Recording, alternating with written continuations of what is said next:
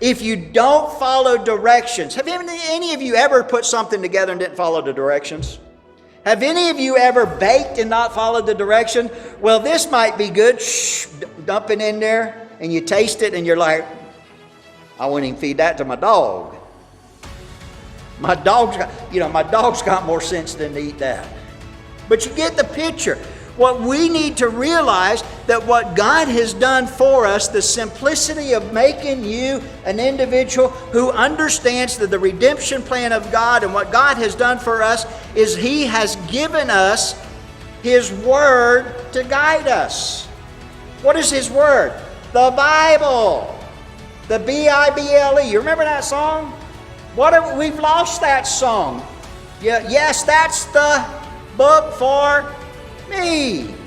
Okay? We have lost the concept of the Bible being the Word of God, and we are not turning to the Word of God. Therefore, we don't understand anything that God would have us to do. We've got to get back to the basics of turning to the Word of God in order to have the redemption that Christ is offering us.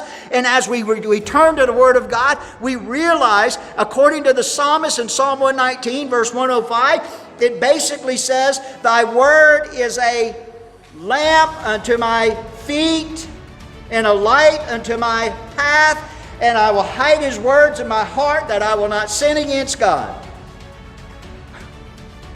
You know why people, church members, so-called Christians, are living in sin? Because they're not in the Word of God. We've got to get in the Word of God. This is what God. It's not difficult. It's not, well, I just don't know what to do. No, you don't know what to do because you're not reading the Word of God. You read the Word of God, you know how to act, you know how to behave, you know what you ought to do, you know the concept of the love of Jesus Christ. You know, there's no question in our mind what we ought to do. What we realize is that His Word, the Bible, guides us as individuals.